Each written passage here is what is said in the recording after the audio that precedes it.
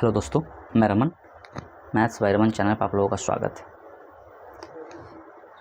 पीछे जो हमने संख्या का योग पढ़ रहा था, सम संख्या, विषम संख्या और प्राकृत संख्या का योग निकालना सीख लिए हैं। थोड़ा सा बच रहा है हमको लगातार संख्या के वर्गों का योग, लगातार संख्या के क्यूब का योग। इस तरह की संख्या को देखेंगे, फिर कुछ पाँचों से मिसलेनियस टाइप का क्वेश्चन को लेंगे, फिर उसको करेंगे, ठीक है ना। अब टॉपिक जो है टाइप 2 का ही टॉपिक 4 है ना, टॉपिक 4। इसमें क्या है, प्रथम n प्राकृत संख्या के वर्गों का योग, ठीक है ना। क्या निकालना है हम लोगों को, प्रथम n प्राकृत संख्या के वर्गों का योग, ठीक है, ठीक है। इसका मतलब है, इसको लिखेंगे कुछ इस टाइप से कि 1 का स्क्वायर प्लस 2 का स्क्वायर प्लस 3 का square plus dot dot dot कहाँ तक प्लस n का स्क्वायर। ये बराबर हो जाता है हमारा n into n plus 1 into 2n plus 1 upon क्या 6 अपॉन क्या 6। ये फॉर्मूला है और ये कभी भी आपका एपी में नहीं आएगा, क्योंकि दो लगातार संख्या के वर्गों का जो अंतर होता है वो समान नहीं होता है, ठीक है ना। सो ये एपी में नहीं आएगा, ठीक है। ये विशेष फॉर्मूला याद कर लीजिएगा कि प्रथम n प्राकृत संख्या के वर्गों का योग जो होता है ना, वो क्या होता है n into n plus 1 into 2n plus 1 upon में 6, ठीक है। ये आपका एवरेज में भी काम आएगा और यहाँ पर भी काम आएगा, नंबर सिस्टम में भी। सो अगर हम देखें, इससे हम एक क्वेश्चन लेते हैं कि प्रथम 10 प्राकृत संख्या के वर्गों का योग, ठीक है ना। प्रथम 10 प्राकृत संख्या के वर्गों का योग, संख्या के वर्गों का योग क्या होगा, ये हमको पता करना, ठीक है ना। तो यहाँ पे ये जो वैल्यू है, ये किसका वैल्यू है, n का वैल्यू है। किसका वैल्यू है, n का वैल्यू है। सो n अगर हमारा n बराबर कितना आ रहा है 10 आ रहा है, तो इसको सॉल्यूशन कर लेंगे बस। यह एक मशीन है, इस मशीन में डाल देंगे, इसको वैल्यू निकल जाएगा। मतलब क्या है कि यहाँ से हम n into n plus 1 into 2n plus 1 upon 6 में मान को रखते हैं, तो 10 इंटू 11, 10 प्लस 1 कितना 11, और इंटू 10 दूना के 20 और 1 21 अपॉन क्या 6। ये कटेगा ना, ये 3 टाइम में, ये 5 टाइम में, और यहाँ से ये कटा कितने टाइम में 7 टाइम में, ठीक है ना। 7 × 5 = 35। इसको लिख सकते हैं हम 35 इंटू कितना 11, 11 से गुना करना आसान है। 35 से कम 35, 35 और 3 38। ये हमारा क्या आ जाएगा, आंसर आ जाएगा, ठीक है। समझ गए ना। जब भी इस तरह का क्वेश्चन आएगा, ये आपको आ सकता है, मतलब कि इस टर्म में भी आ सकता है, जहाँ तक के लिखा हुआ रहेगा वहाँ तक के आपको देखना है। ये देखना है कि क्या ये प्राकृत संख्या का एक समूह बना रहा है ना, जैसे कि 1 2 3 4 5 6 7 का स्क्वायर आ रहा है। अगर आपका एक एक गैप करके आ जाएगा तो थोड़ा सा चेंज बन जाएगा, ठीक है ना। ये केवल लगातार संख्याओं के लिए, ठीक है। इस पर एक आध क्वेश्चन और लेकर के आते हैं, ठीक है ना।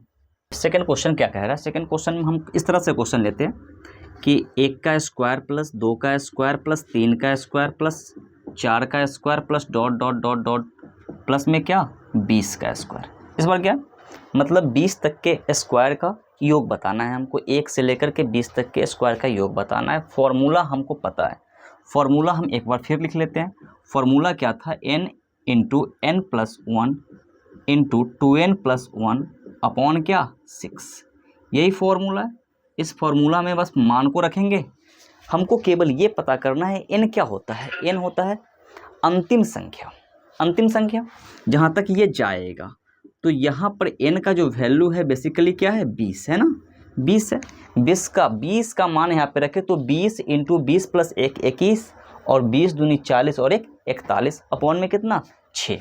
तो यहाँ से इसका जो आंसर आ जाएगा 20 इंटू 21 इंटू 41 अपॉन क्या 6। और 6 से ये कटेगा, 2 से कटा ये 3 टाइम में, ये कटा 10 टाइम में, 3 से कट गया ये 7 टाइम में। अगर हम इसको गुना करें तो 70 × 41, ठीक है ना, 70 × 41, 70 से 41 में गुना करना कोई बड़ी बात नहीं है। जीरो के लिए जीरो आ जाएगा, बाकी 7 से गुना कर लीजिए, 7 एकम 7, 7 चौक 28, 28 70, यही हमारा आंसर है। क्लियर है ना।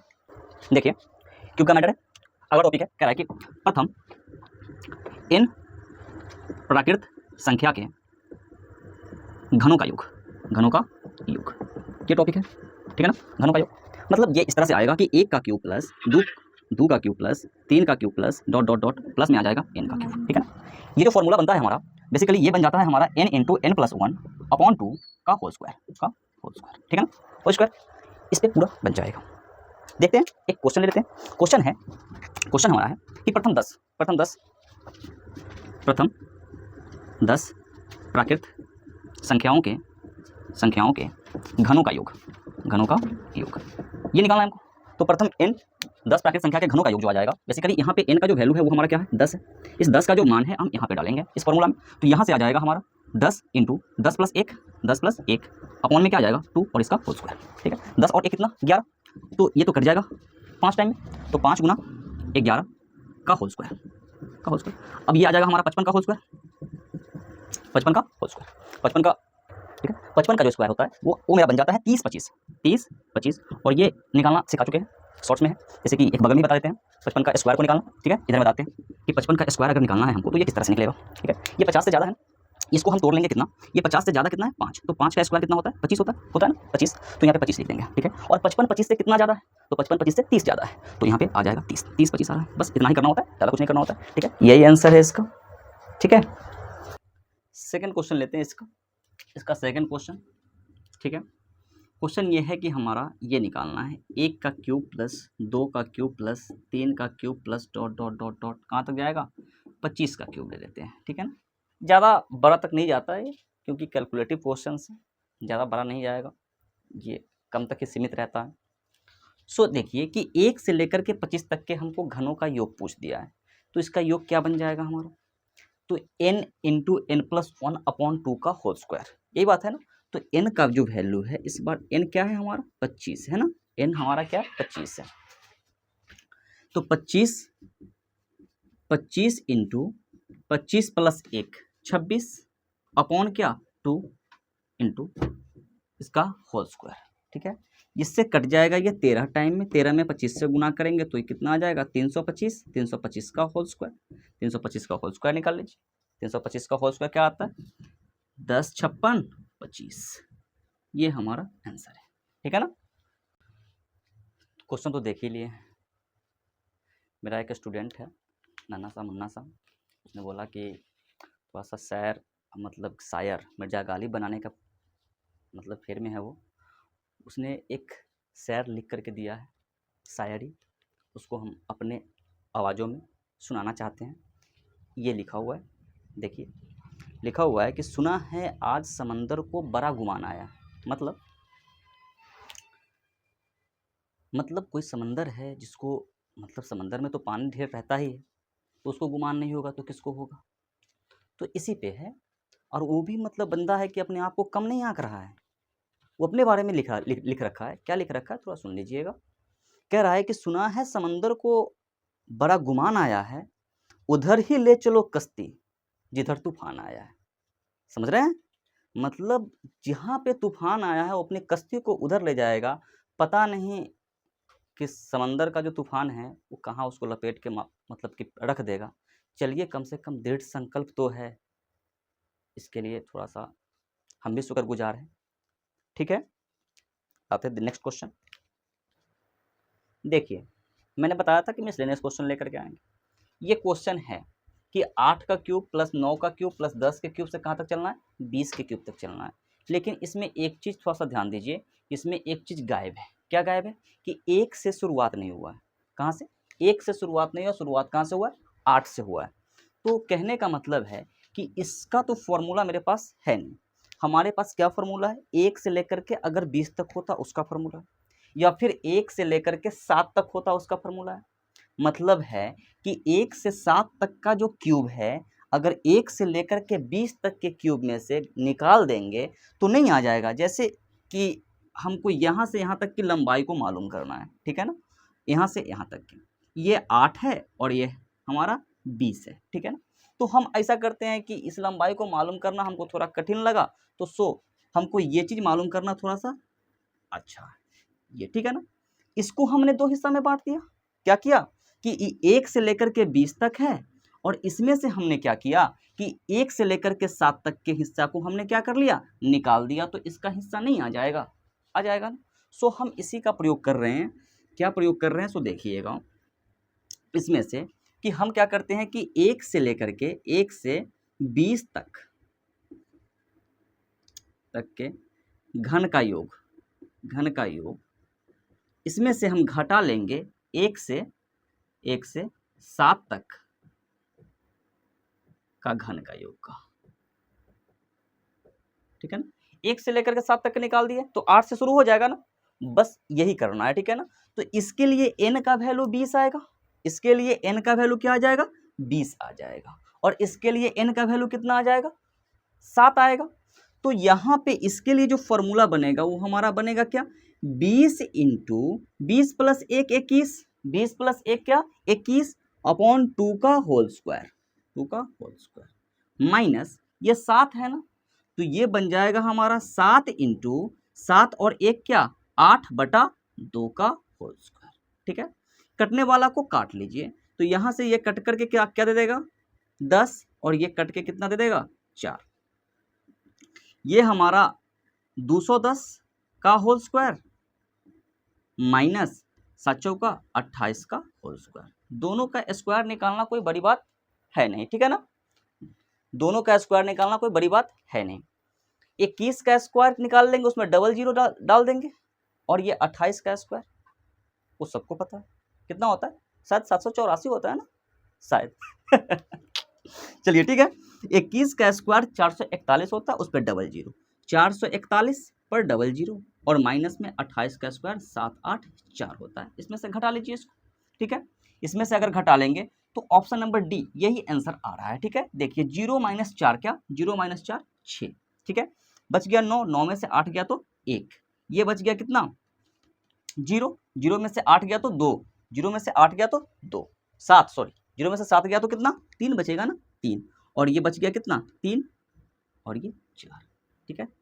43 3 16, यही आंसर है हमारा। क्लियर है ना। देखिए क्वेश्चन, एक क्वेश्चन है 100 से 500 के बीच उन सभी संख्या का योग बताना है जो 13 से विभाजित है। तो 13 से विभाजित होने वाला जो संख्या है न 100 है न 500, तो इसके बीच का जो संख्या है ना उस सब का योग चाहिए हमको। तो 100 से बड़ा संख्या कौन सा है जो 13 से कटेगा, 104, 117 कटेगा, 130 कटेगा, 143 कटेगा, यही बात है ना। और 500 से पीछे की जो संख्या है वो कौन सा कटेगा, ठीक है ना। तो हम क्या करते हैं कि यहाँ पर अगर हम 100 में 13 से भाग दे करके चेक करेंगे तो ये कटेगा नहीं, उससे बाद वाला जो संख्या आएगा उसको ऐड करेंगे, उसको ले लेंगे, और 500 से जस्ट पीछे की संख्या जो 13 से कटेगा उसको ले लेंगे, ठीक है ना। तो हमको मालूम है कि 13 से कटने वाला 100 के नज़दीक की संख्या जो है, 100 से बड़ा संख्या जो है 104 है ना, हमको मालूम है ये। और ये 500 के नज़दीक की जो संख्या है वो 494 है, 494 जो है वो 13 से कट जा रहा है। ये 13 से 38 टाइम में कट जाएगा, 13 से 38 टाइम में कट जाएगा, और ये 8 टाइम में कट जाएगा, कटेगा ना। लेकिन बताइए कि यहाँ तक के 494 तक पहुँचने के लिए 13 को मतलब 38 बार गए हैं, 38 बार, 13 एकम 13, 13 दूनी 26 करके, लेकिन उसमें से कौन सा संख्या तक गायब है, 91 तक के गायब है। मतलब है कि इधर की 7 संख्या गायब है 13 से कटने वाला। एपी का क्वेश्चन है ये, अर्थमेटिक प्रोग्रेशन का क्वेश्चन है कि 13 से विभाजित मतलब कॉमन डिफरेंस 13 आ रहा है। बस हमको ये समझने की जरूरी है कि इसमें से 91 तक की संख्या गायब है जो 13 से कट रहा है, तो 7 संख्या गायब है। ये 13 से 494 तक पहुंचने के लिए हमने कितना दूरी तय किया, तो 38 बार टर्म्स आया 13 का गुणक, 13 का गुणज कितने बार आया 38 बार, ये 13 का 38वां गुणज है, ठीक है ना। लेकिन इसमें से 7 गायब है, यहाँ तक के 7 था, जो कि 7 गायब है, इस 7 को हम इसमें से घटा लेंगे तो यहाँ से यहाँ तक के कितने संख्या आएंगे, 31 संख्या आएंगे, ठीक है ना। यहाँ से यहाँ तक के कितनी संख्या आएंगे, 31 संख्या आएंगे। तो हम इसको 31 लिख देते हैं, जिसका वैल्यू कितना है, n का वैल्यू रखें हम उसको 31। अब यहाँ से हमने SN का फॉर्मूला पढ़ रखा है, ये क्या होता है, n/2 into first plus last, first संख्या इसको लेंगे, लास्ट संख्या इसको लेंगे, ठीक है ना।